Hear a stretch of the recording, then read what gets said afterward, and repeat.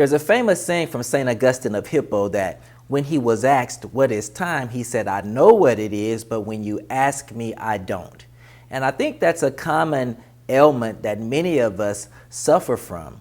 I was asked recently to speak to my old high school at a career day, and we had some discussion about the importance of learning a skill that allows you to separate your income from time, and I want to share some of those same points with you here today in this video. So let's take a look at that. I hope you guys enjoy, and I'll see you on the other side.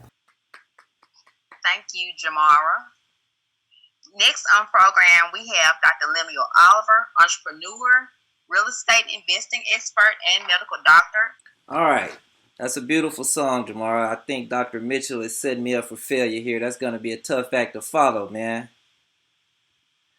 But I too want to thank you for inviting me to speak today.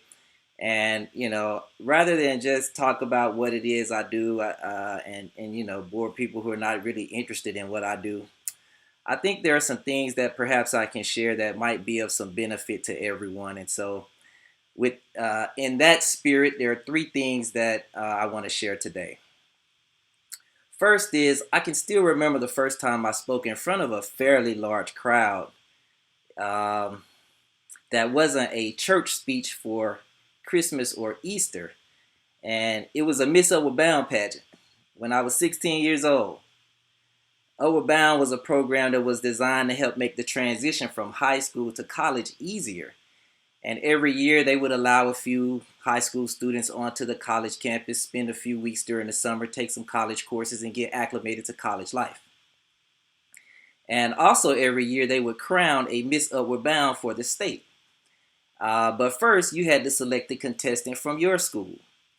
And this particular year, we must have had at least 20 girls all vying for the crown of Miss Upward Bound, right?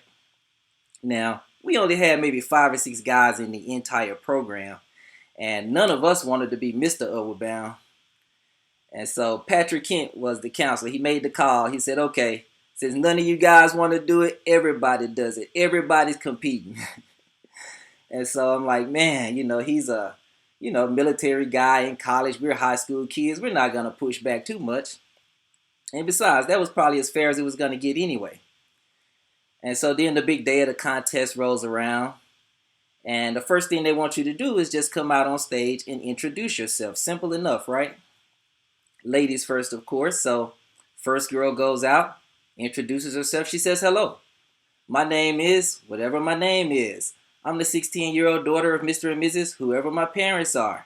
And my motto is whatever my motto is. And so she shuffles off the stage. They give her a round of applause. Next girl comes out. Same thing.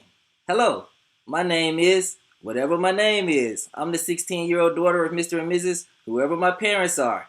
And my motto is whatever my motto is. So she shuffles off the stage. They give her a round of applause. And so, like I said, we got 20 girls competing. So this goes on for a while. And when they're done, it's finally time for the guys to go out. And like I said, none of us really wanted to even do this. And somehow I'm selected to be the first guy to go out. So I'm like looking around at these other guys. I'm like, okay, man, you guys are just chicken. Let me go out here and do this, right? So as I make my way from backstage, I see the crowd. I get nervous. I mean, this crowd is nothing like it was when I went backstage before the competition started. I mean, you got to think, we got 20 girls competing. All of their families are there. All of the other attendees from Upward Bound. We got the Upward Bound instructors. We got even some of the college kids and college professors have packed in the place at this point. So it's a pretty packed out place, right?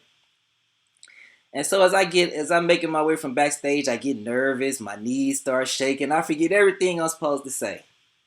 And so I'm making my way to the mic. I'm thinking, what am I going to say? What am I going to say? And so finally I get to the mic. It hits me. I said, okay, I'll just say what they said, except I'll change the words to fit me. And so I look out into the sea of people, grab the microphone, and I say, hello, my name is Lemuel Oliver. I'm the 16-year-old daughter of Mr. and Mrs. Emmanuel Oliver. And before I could even get my motto out, man, they almost laughed me off the stage. So I tell you that story for 3 reasons. First, I hope that my discussion here won't be quite so traumatic. And two, uh, model success. You know, one of the things I learned from a guy named Tony Robbins, he says, find people who are successful at whatever it is you want to do and just model them. So model success. And the third reason I tell you that story is this. There's a guy named James Allen, one of my favorite authors, and he writes about inaccuracy being a vice. And he says inaccuracy is a vice, although it is a lesser vice, it is still a vice. And he goes on to say that it is one thing to be indecisive and inaccurate, and it is another thing to be decisive and inaccurate. Because when you are decisive and inaccurate, you only have the vice of error. But when you are indecisive and inaccurate, you not only have the lesser vice of error, but you also have the greater vice of weakness. So be decisive and don't be afraid to make mistakes.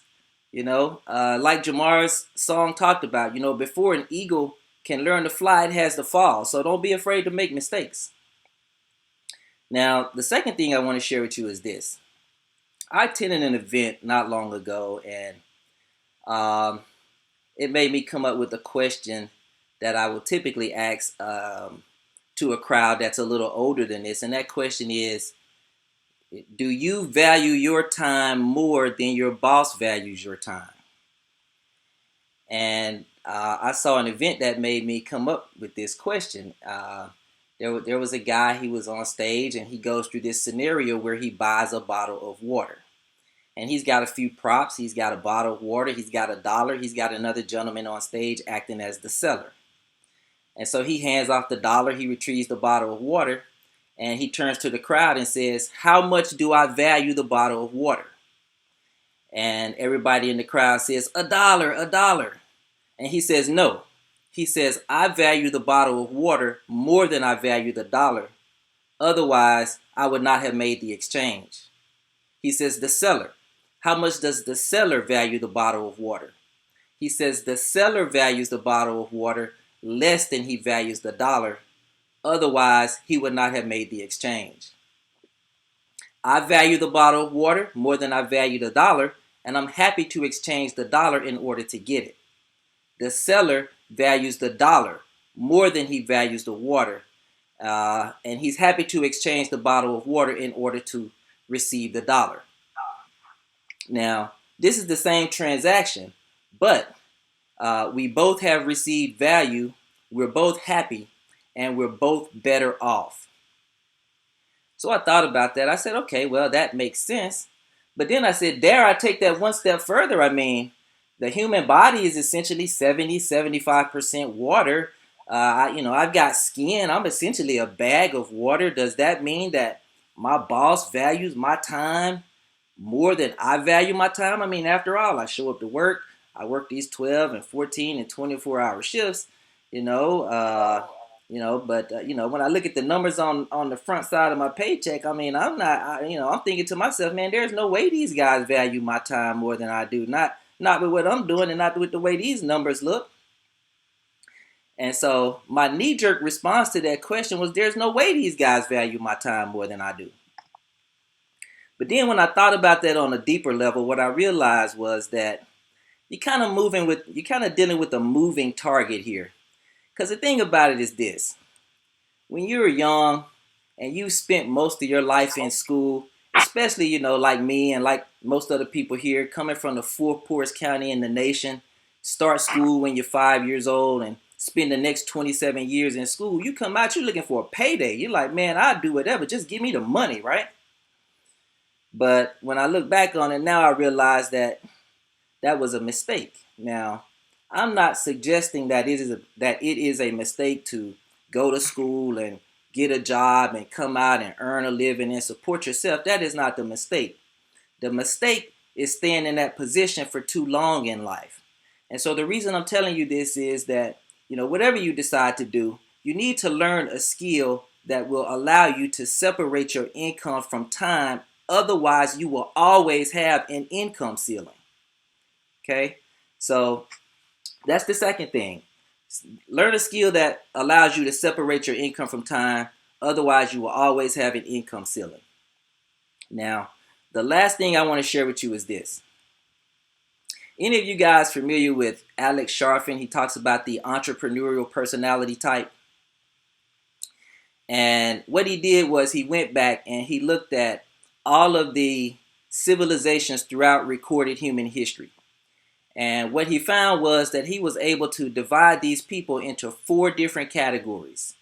And the first category of person that he talks about is what he calls the caretaker. Now, these are your nurses. These are your nurses' aides, your massage therapists, your doctors. In ancient times, these were the medicine men. We get sick, these are the people who take care of us. And so these are very important people in any civilization.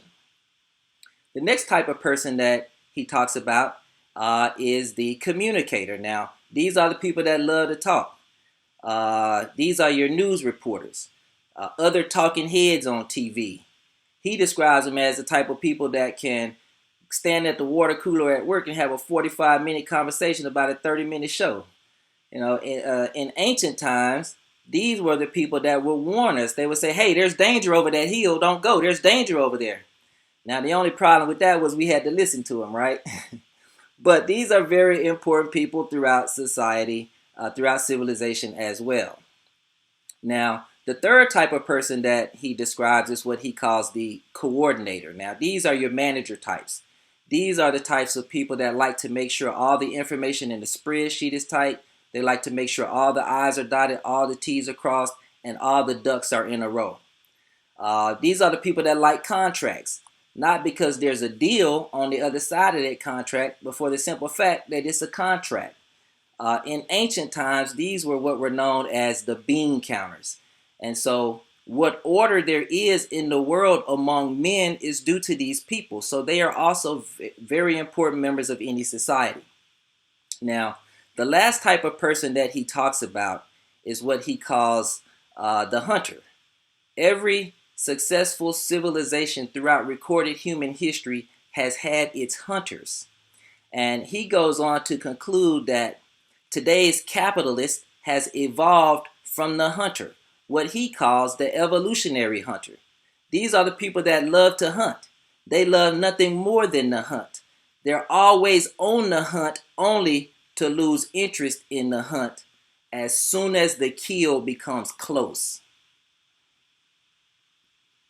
Now, when I learned about this and I sort of look back over the course of my life and some of the events I had taken and things that had transpired, what I realized was I've been playing the wrong role all along.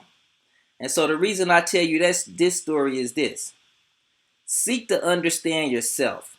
Because here's the thing, everybody's saying, pick a career, pick a career, pick a career. But if you seek to understand yourself, what you realize is you don't choose the career, but the career chooses you. So, I hope this helps everybody. And like I said, if you're interested at all in what it is that I do, I'll leave a link. You can check out my website, get your free ebook, get on the email list, and be notified of our upcoming Thursday webinars. Thank you again, Dr. Mitchell, and good luck with your careers, everybody. I hope this helps. Thank you. So I hope you enjoyed that discussion. If you're interested in learning a skill that allows you to separate your income from time and eliminate your income ceiling, I would encourage you to consider real estate. If you're interested in learning real estate and how to get started the right way, check out some of my private offerings in the description below this video. And until next time, happy investing.